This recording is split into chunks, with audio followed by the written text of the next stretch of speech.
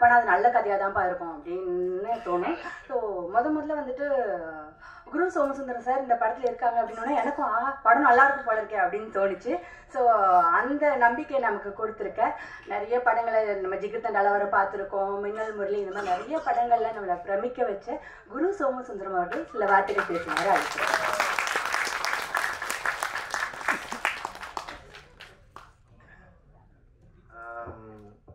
எல்லாரும் எப்படி இருக்கீங்க? நல்லா இருக்கீங்களா? வந்த எல்லா ஊடகத்தாருக்கும், சோஷியல் மீடியாவுக்கும், பத்திரிகை துறை அனைவருக்கும் என்னுடைய வணக்கங்கள். எனக்கு இப்போ மெட்ராஸ் ரொம்ப பிடிச்சிருக்கு, சென்னை. ஏன்னா பெங்களூர் மாதிரி இருக்குதுங்க சென்னை. லாஸ்ட் ஒரு ப்ரெஸ் மீட்டில் பயங்கர வெயில், ஏப்ரலோ மேலோ ரொம்ப குளுகுளுன்னு இருக்குது. சந்தோஷம். இந்த படம் வந்து நான் எதிர்பார்த்துட்டு இருந்த ஒரு ஜானர். நான் வந்து நிறைய பேர்த்த சொல்லுவேன், இந்த கதாநாயகன் பாட்டி சொல்லி தட்டாதே, காசேதான் கடவுளடா, சர்வர் சுந்தரம், இந்த மாதிரி ஒரு ஜானர் இருக்குதுல்ல, ஒரு காமெடி ப்ளஸ் அதில் ஒரு கண்டென்ட்டோடு இருக்கிறது. அந்த இது வந்து அதில் காமெடி பண்ணணும் எனக்கு ரொம்ப ஆசை. ஜோக்கர் காமெடி தான், ஆனால் அதில் கொஞ்சம் சீரியஸான காமெடி. அப்புறம் ஜிகர்தண்டால ஓரளவுக்கு. ஸோ இது ஃபுல் அண்ட் ஃபுல் காமெடியாக எனக்கு ஸ்கிரிப்ட் எதிர்பார்த்துட்டு இருந்தேன். அந்த டயத்தில் தான் ராஜேஷ் வந்தார். அவர் வந்ததே வந்து எனக்கு ரொம்ப பிடிச்சிருந்துச்சு. அழகாக நீட்டாக நடந்து வந்தார். எனக்கு வந்து இந்த அவங்க சினிமாக்குள்ளே வர்றது வந்து ஒரு ஆரோக்கியமான விஷயமா பார்க்குறேன். எப்படி பார்க்குறேன்னா, சினிமாவுக்கு வந்து பல வழிகள் உண்டு. சில ஊருக்கு மட்டும் உள்ளே போகிற பாதை, வெளியே போகிற பாதை இருக்கும், ஒரே பாதை தான் இருக்கும். திருவண்ணாமலைக்கு வந்து சுற்றிலும் ஒரு பாதை இருக்கும். சன்னில் ஒரு மாதிரி எல்லா ஊர்லேருந்தும் திருவண்ணாமலைக்குள்ளே நுழையலாம். அது மாதிரி தான் எல்லா விதத்துலேருந்தும் சினிமாக்குள்ளே நுழையலாம். ஸோ ஆரம்ப காலத்தில், நான் ரேடியோ காலத்தில் ரொம்ப சின்ன பையனாக இருந்தேன். எங்கள் வீட்டு பக்கத்தில் இருக்கிறவங்களாம் ரேடியோ கேட்பாங்க, பாட்டெல்லாம் நிறையா கேட்பாங்க, கேசட்டெல்லாம் ரெக்கார்ட் பண்ணிலாம் கேட்பாங்க. அவங்களுக்கு என்ன ஆசை இருந்துச்சுன்னா, சினிமாக்குள்ளே பாடணும், நிறைய பேருக்கு பாடணும். ஸோ அது வந்து ஆண்டு விழா, பள்ளியினுடைய ஆண்டு விழாவில் எதிரொலிக்கும். அது எல்லாரும் பாட்டு போட்டியில் வந்து கலந்துக்குவாங்க. அதுக்கப்புறம் இப்படி சினிமாக்குள்ளே எப்படி நுழையிறது அப்படிங்கிறதுல வந்து நிறைய விஷயங்கள் வர ஆரம்பிச்சுது. அது தெரிஞ்சவங்க மூலமாக, நண்பர்கள், குடும்பத்தில் சொந்தக்காரங்களாக இருக்கிறவங்க, இப்படி உள்ள இருந்தாங்க. அதுக்கப்புறம் தியேட்டர் குரூப் இந்த ஆக்டர்ஸ் வர ஆரம்பித்தாங்க, நாடகத்துறையிலேருந்து. எஸ்பெஷலி இப்போ கூத்துப்பட்டிலேருந்து பசுவண்ணா வந்தது, நிறைய ஆக்டர்ஸ் வந்திருக்கிறாங்க. அதில் நான் வந்தேன்.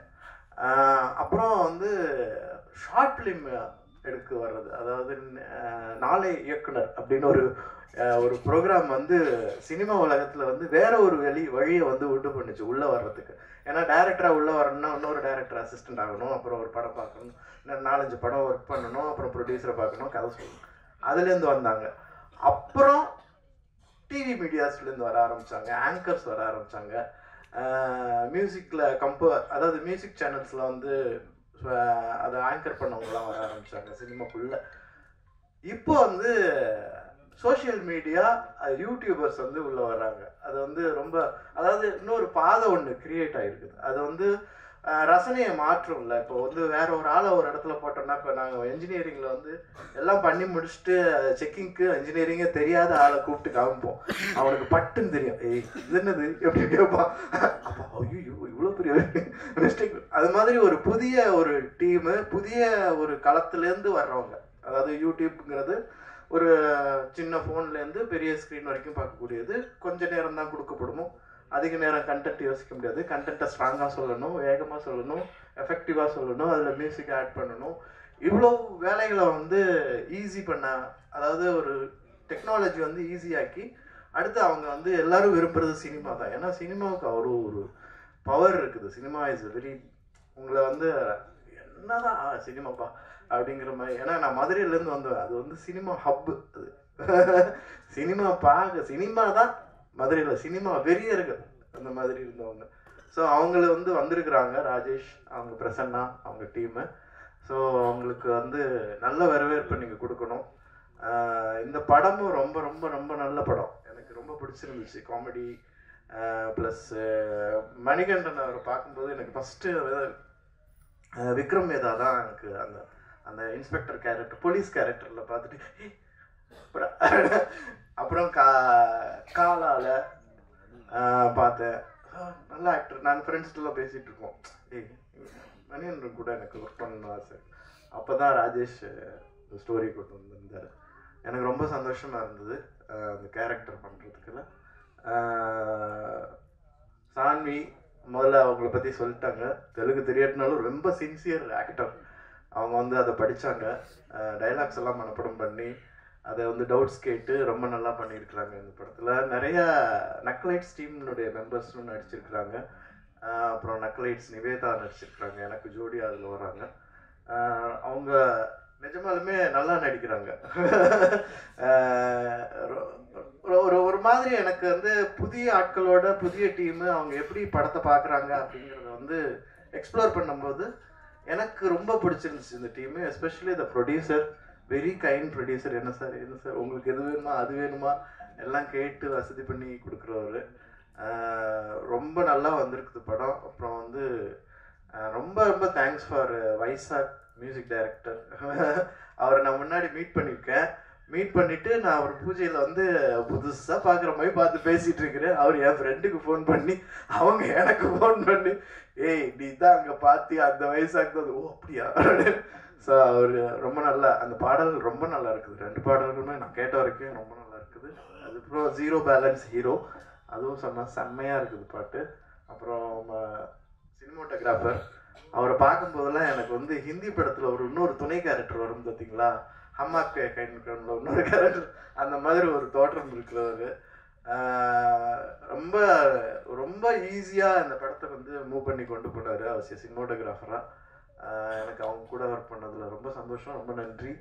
அப்புறம் ஆர்ட் டைரக்டர், எஸ்பெஷலி டிசைனர், அவர் வந்து ஒரு தனியாக ஒரு ஃபோட்டோ ஷூட்டே வச்சார். நம்ம வந்து நீங்கள் இப்படி பண்ணுங்க அப்படி பண்ணுங்கன்னா, ஸோ அந்த டிசைன் ஒர்க்கே எனக்கு ரொம்ப பிடிச்சிருந்தது.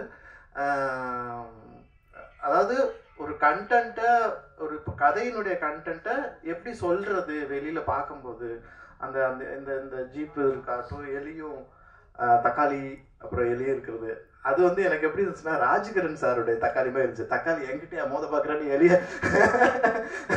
ஓ இப்படி ஒரு மீனிங்கா அப்படிங்கிற மாதிரி. ரொம்ப ரொம்ப சந்தோஷம். இதில் வந்து ஒரு மலையாள ஆக்ட்ரஸ் வந்து, பேர் என்னது, கனகம்மா, அவங்களும், ஏன்னா அவங்க வந்து என்னுடைய ஃபேனு. ஏன்னா மின்னல் மரில் சார் குரு சாரோட அபிநயிக்காம்போன்னு எனக்கு வளர சந்தோஷமான, அவங்க பயங்கர எக்ஸைட்டடாக இருந்தாங்க. ரொம்ப ரொம்ப சந்தோஷம். அப்புறம் வந்து நான் லெப்டர் வந்து பார்த்தேன், ரொம்ப ஜென்சன் அவர் வந்து ப்ராமிசிங் ஆக்டராக இருக்கிறாரு எனக்கு தெரிஞ்சு. பார்க்கும்போது ஒரு ஒரு ஒரு ஒரு குவாலிட்டி இருக்குது அவருடைய இதில். அவருடைய எதிர்காலம் இன்னும் வளரும்னு நான் நம்புகிறேன். ஸோ இந்த டீம் இந்த குடும்பஸ்தன் மிகப்பெரிய வெற்றி பெறும். எனக்கும் ரொம்ப சந்தோஷமாக இருந்தது. அப்புறம் வந்து இதில் காஸ்டியூம் டிசைனராக இன்ட்ரடியூஸ் ஆகியிருக்கிறாங்க. அவங்களுக்கும் என்னுடைய வாழ்த்துக்கள். மீரா அவங்களும் அவங்க டீமும் ரொம்ப நிறைய நல்லா ஒர்க் பண்ணாங்க. அப்புறம் குழந்தை நட்சத்திரம் சான்விகா தானே, அவங்க வந்து இன்ட்ரடியூஸ் ஆகியிருக்காங்க. இவ்வளோ பேர் ஆக்டர்ஸ் இன்ட்ரடியூஸ் ஆவாங்க, இங்கே வந்து தொகுப்பாளினியே இன்ட்ரடியூஸ் ஆகிறாங்க. அவங்களுக்கு என்னுடைய வரவேற்புகள். எஸ்பெஷலி அசிஸ்டன்ட் டைரக்டர்ஸ், அவங்க எல்லாமே ஒரே குழுக்குள்ள இருக்கு, ஒன்றா சேர்ந்து அப்படியே எல்லாரும் மாமன் மச்ச மாதிரி தான் பழகிட்டு இருந்தாங்க, ஃப்ரெண்ட்ஸ் மாதிரி தான். எல்லா குழு எல்லாருக்கும் என்னுடைய நன்றி. ரொம்ப ஒரு இனிய அனுபவம். இன் கோயம்புத்தூர் ஷூட்டிங் அனுபவம் எனக்கு ரொம்ப ரொம்ப பிடிச்சிருந்துச்சு. என்ன சொல்கிறது, இன்னைக்கு வந்து எனக்கு வந்து நான் ரெண்டு வீட்டு மாப்பிள்ளை, ஒன்று தொண மாப்பிள்ளை, இன்னொன்று மெயின் மாப்பிள்ளை. நான் இன்னைக்கு வந்து இப்போ தொண மாப்பிள்ளை வேஷம் போட்டிருக்கிறேன். எல்லாரும் சொல்கிறாங்க, இப்போ ஆரியா ஒரே நாளில் 2 ப்ரெஸ் மீட்டு ஒரே நேரம், அடுத்த ப்ரெஸ் மீட்டில் நான் மாப்பிள்ளையாக இருக்க போகிறேன். ஸோ குடும்பஸ்தன், அவங்க குடும்பத்தாருக்கும் குடும்பஸ்தன் படத்துக்கும் சினிமாக்காரன் அந்த டைட்டில் எனக்கு ரொம்ப பிடிச்சிருந்துச்சு. ஒரு ப்ரொடக்ஷன் பேனர் டைட்டில் வந்து சினிமாக்காரன் நான் அப்படின்னு அந்த டைட்டிலோடு இருக்கிற வினோத் சாருக்கும் என்னுடைய வாழ்த்துக்கள். இந்த படம் ரொம்ப நல்லா இருக்குங்க.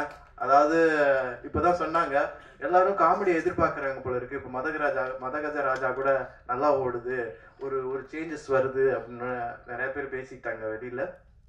அந்த சேஞ்சஸை குடும்பத்தை இந்த வருஷத்தினுடைய பிகினிங்கில் ஜனவரி 24 உண்டு பண்ணும், கட்டாயம் உண்டு பண்ணும்னு நம்புறேன்.